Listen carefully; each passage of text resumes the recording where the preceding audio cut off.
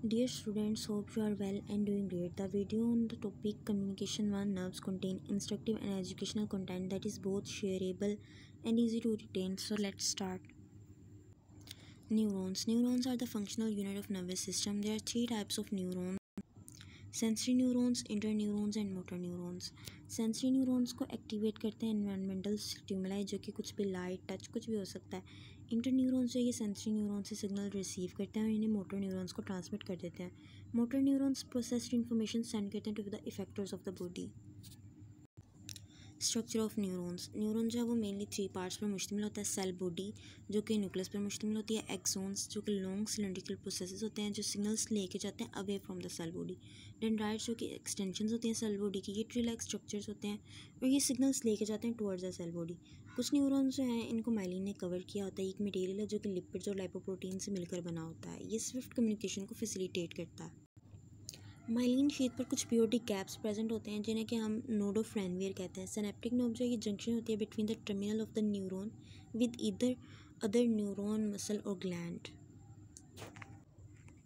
Function of neurons. Neurons से information transmit करते हैं to the other nerve cells, muscles और ग्लैंड्स. ये क्विकली ट्रांसमिट करते हैं information over long distances through action potential. ये सिग्नल्स रिसीव करते हैं, इनकमिंग सिग्नल्स को इंटीग्रेट करते हैं, इन्फॉर्मेशन जो है उसको ट्रांसमिट करते हैं to the target cells. Neuron communication. Neuron communicate करते हैं by means of nerve impulse. Membrane की परमेबिलिटी चेंज होती है और आयन के मूवमेंट जो है वो नर्व इम्पल्स प्रोड्यूस करवाती है जो कि हर न्यूरॉन के एक्सोन, सेल बॉडी और डेंड्राइट्स की प्लाज्मा मेम्ब्रेन के along travel. Resting membrane potential. किसी भी इलेक्ट्रिकल वर्क को करने की जो कैपेसिटी होती है उसकी मेजर को हम इलेक्ट्रिकल पोटेंशियल कहते हैं. और इलेक्ट्रिक पोटेंशियल जब प्लाज्मा मेम्ब्रेन के क्रॉस होता है तो इसको हम मेम्ब्रेन पोटेंशियल कहते हैं. न्यूरॉन जो है वो आउटसाइड ज़्यादा पॉजिटिव होता है इनसाइड की निस्बत, यानी कि उसकी इनसाइड जो है वो नेगेटिव होता है जब वो रेस्टिंग कंडीशन में होता है. किसी भी नॉन कंडक्टिंग न्यूरॉन के इनर और आउट ऑफ सरफेस के दरमियान ये जो नेट डिफरेंस होता है इसको हम रेस्टिंग मेम्ब्रेन पोटेंशियल कहते हैं. Factors involving resting membrane potential. वो फैक्टर जो कि रेस्टिंग मेम्ब्रेन पोटेंशियल में इन्वॉल्व होते हैं. सबसे पहला फैक्टर है sodium and potassium ion. Sodium ion जो है वो 10 फोल्ड जो है वो आउटसाइड ज़्यादा प्रेजेंट होते हैं इनसाइड की निस्बत, जबकि जो पोटेशियम आयन्स है वो 20 टाइम्स इनसाइड ज़्यादा कंसिडर्ड होते हैं देन आउटसाइड. हर दो पोटेशियम आयन्स जो कि आउटसाइड जो कि एक्टिवली ट्रांसमिट होते हैं, 3 सोडियम आयन्स जो हैं वो आउटसाइड की तरफ पंप किए जाते हैं. इस वजह से इनसाइड जो है वो ज़्यादा नेगेटिव होता है. उसके बाद आता है नेगेटिव ऑर्गेनिक आयन जैसे कि प्रोटीन्स. प्रोटीन्स जो है वो इनसाइड की तरफ ज़्यादा होती हैं एज़ कम्पेयर टू आउटसाइड, जिसकी वजह से इनसाइड ज़्यादा नेगेटिव होती है. Leakage of potassium ions. क्योंकि मेम्ब्रेन जो है वो परमिएबल होती है पोटेशियम आयन्स के लिए, कुछ आयन्स जो है वो सेल के बाहर की तरफ मूव कर जाते हैं जिसकी वजह से ये मोर नेगेटिव. नॉर्मली जो रेस्टिंग मेम्ब्रेन पोटेंशियल है वो -70 मिलीवोल्ट होता है. Action potential. एक्शन पोटेंशियल जो होती है वो वेव होती है डीपोलराइजेशन और रीपोलराइजेशन की, जो कि एक न्यूरॉन के अलोंग मूव करती है. एक ऐसा स्टिमुलस जो कितना स्ट्रॉन्ग हो कि वो एक नर्व इम्पल्स को जनरेट करवा सके उसको हम थ्रेशोल्ड स्टिमुलस कहते हैं. जब इस तरह का स्टिमुलस जो है प्लाज्मा मेम्ब्रेन के क्रॉस से एक स्पेसिफिक पॉइंट पर अप्लाई किया जाता है तो सोडियम आयन्स की परमेबिलिटी उस पॉइंट पर इंक्रीज़ हो जाती है. सोडियम आयन्स जो अंदर की तरफ मूव करना शुरू हो जाते हैं जिसकी वजह से मेम्ब्रेन का जो पोटेंशियल है वो -70 मिलीवोल्ट से 0 की तरफ चला जाता है.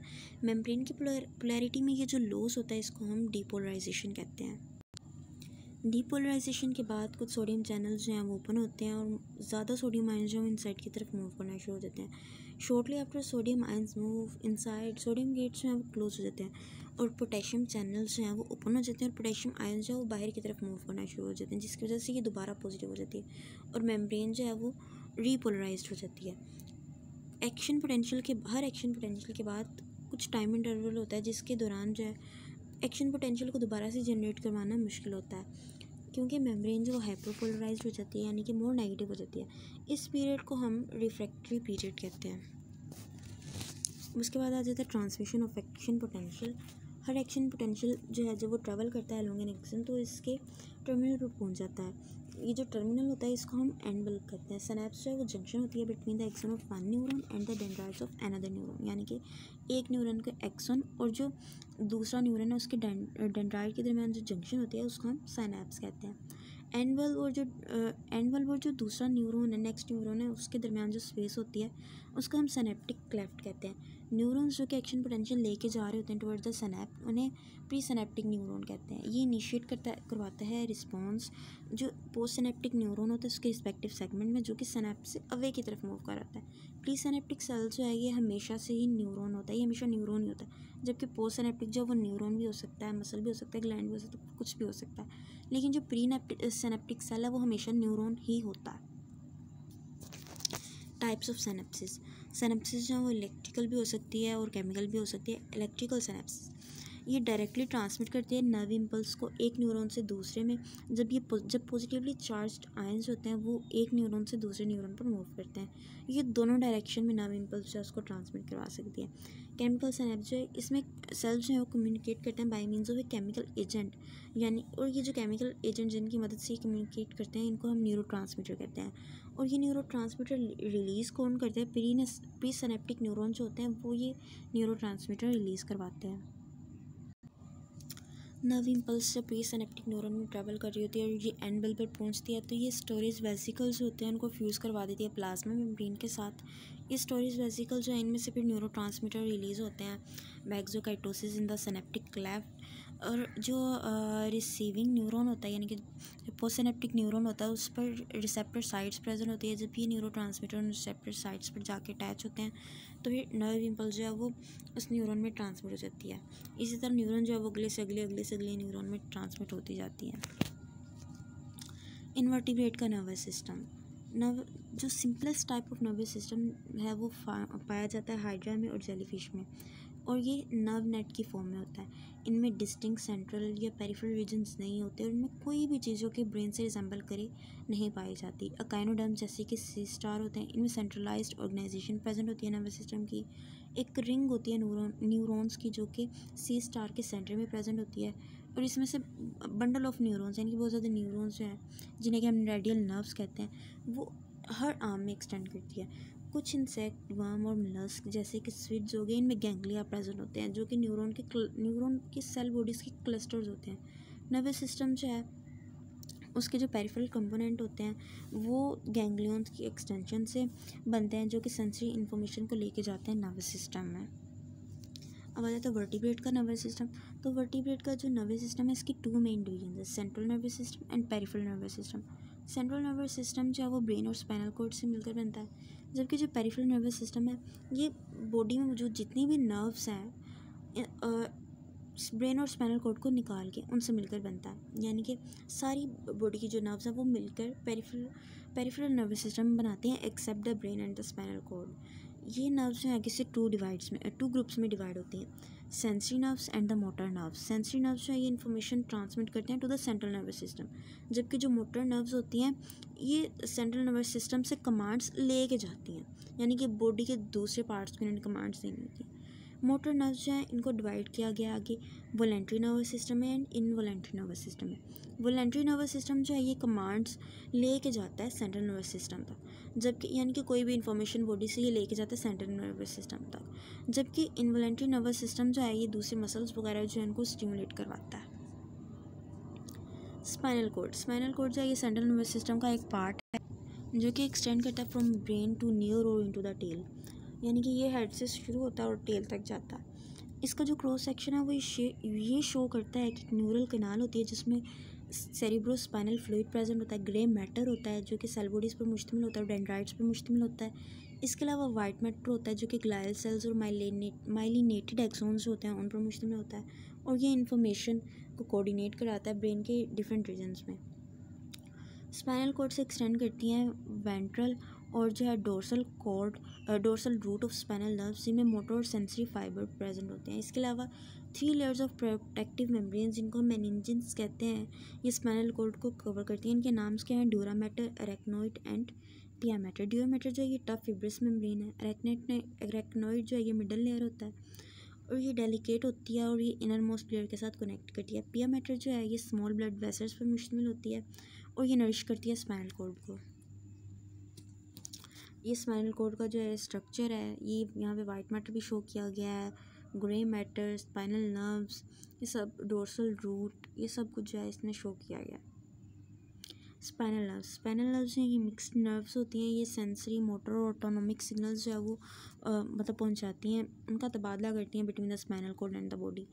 नंबर ऑफ स्पाइनल नर्व जो हैं वो रिलेटेड होते हैं हमारी ट्रंक टेल, मतलब कि टेल में जो सेगमेंट्स प्रेजेंट होते हैं वर्टिब्रेट के, उनके साथ ये रिलेटेड होती है। ह्यूमन बॉडी में जो 31 पेयर्स ऑफ स्पाइनल नर्व जो प्रेजेंट होती है और ये वर्टिब्रल कॉलम के हर साइड पर प्रेजेंट होती हैं। ब्रेन के जो है 3 पार्ट्स होते हैं। हिंड ब्रेन सबसे पहला है। हिंड ब्रेन जो है ये स्पाइनल कॉर्ड के साथ कंटिन्यूस होता है और इसमें मेडुला ओब्लोंगेटा, सीरिबेलम और पोन्स आ जाते हैं। मेडुला ओब्लोंगेटा जो होता है ये स्पाइनल कॉर्ड की एनलार्जमेंट होती है जो कि ब्रेन में एंटर होती है। ये ब्रीथिंग, स्वेलिंग, कार्डियोवैस्कुलर फंक्शन और गैस्ट्रिक सिक्रेशन को कंट्रोल करती है। सीरिबेलम जो है ये मेडुला ओब्लोंगेटा की आउटग्रोथ होती है, ये कोऑर्डिनेट करती है एक्टिविटी को जो कि लिम्ब मूवमेंट के साथ एसोसिएटेड होती है। इसके अलावा ये स्पेटियल ओरिएंटेशन को भी कंट्रोल करती है। पोन जो है ये ट्रांसफर नर्व ट्रैक्ट का एक ब्रिज होता है जो कि फोर ब्रेन से शुरू होता है और जो सेरेब्रम की दोनों साइड्स की तरफ जाते हैं ये पोन्स। मिड ब्रेन ये टेक्टाइल और जो ऑडिटरी इनपुट होता है इसको ये कंट्रोल करती हैं। मिड ब्रेन की जो रूफ होती है इसको हम ऑप्टिक टैक्टम कहते हैं। ये ग्रे मैटर का थिकन रीजन होता है जो कि इंटीग्रेट करती है विजुअल और ऑडिटरी सिग्नल्स को। फोर ब्रेन के 2 मेन पार्ट्स हैं, डायनसेफलन एंड द टीलेनसेफलन। डायनसेफलन जो है ये मिड ब्रेन के फ्रंट में होता है और इसमें पाइनियल ग्लैंड आ जाते हैं, मतलब ये इन पर मुश्तमिल होता है। पिट्यूटरी ग्लैंड, हाइपोथैलेमस और थैलेमस। थैलेमस जो है ये तमाम सेंसरी इन्फॉर्मेशन जो है हेड ब्रेन सेंटर तक लेके जाता है, जबकि जो हाइपोथैलेमस जो है ये थैलेमस के बिलो होता है और ये रेगुलेट करता है फंक्शन जैसे कि हंगर, थर्स्ट और टेम्परेचर एक्सेट्रा। टीलेनसेफलन ये सीरिब्रम पर मुश्तमिल होता है। ये एक लार्ज ग्रुप होती है जो कि डिवाइड करती है सीरिब्रम को लेफ़्ट और राइट सेरिब्रल हेमिस्फीयर्स में। इसमें ये सेंसरी इंटीग्रेशन इसमें आ जाती हैं और वॉलेंट्री मूवमेंट जो है उनको कंट्रोल करता है। क्रैनियल नर्व्स ये वो नर्व्स होती हैं जो कि हमारी ब्रेन को हमारी बॉडी के डिफरेंट पार्ट, हेड, नेक और ट्रंक के डिफरेंट पार्ट्स के साथ कनेक्ट करवाती हैं। रेप्टाइल्स, बर्ड्स और मैमल्स में 12 पेयर प्रेजेंट होते हैं क्रैनियल नर्व्स के, जबकि फिशेस और एम्फीबियंस में सिर्फ 10 पेयर्स प्रेजेंट होते हैं। ऑटोनोमिक नर्वस सिस्टम जो है ये 2 डिवीजन्स पर मुश्तमिल होता है जो कि मसल, इंटरनल ऑर्गन्स और ग्लैंड्स को कंट्रोल करता है। ये 2 डिवीजन्स कौन कौन से? Parasympathetic nervous system and sympathetic nervous system. Parasympathetic nervous system जो है ये रिलैक्सेशन के दौरान काम करता है। ये जो है एनर्जी को कंजर्व करता है क्योंकि ये हार्ट रेट को स्लो करता है। इंटेस्टिनल और जो ग्लैंड एक्टिविटी है उसको इंक्रीज़ करता है। स्फिंक्टर मसल को रिलैक्स करता है। ये स्फिंक्टर मसल्स जो हैं गैस्ट्रोइंटेस्टिनल ट्रैक्ट में पाए जाते हैं। सिंपैथेटिक नर्वस सिस्टम जो है ये फाइट और फ्लाइट रिस्पॉन्स में एक्ट करता है। ये बॉडी के अलर्टनेस को बूस्ट करता है, हार्ट रेट को इंक्रीज़ करता है और जो है मसल्स को एक्स्ट्रा ब्लड जो है वो पहुंचाता है। बस।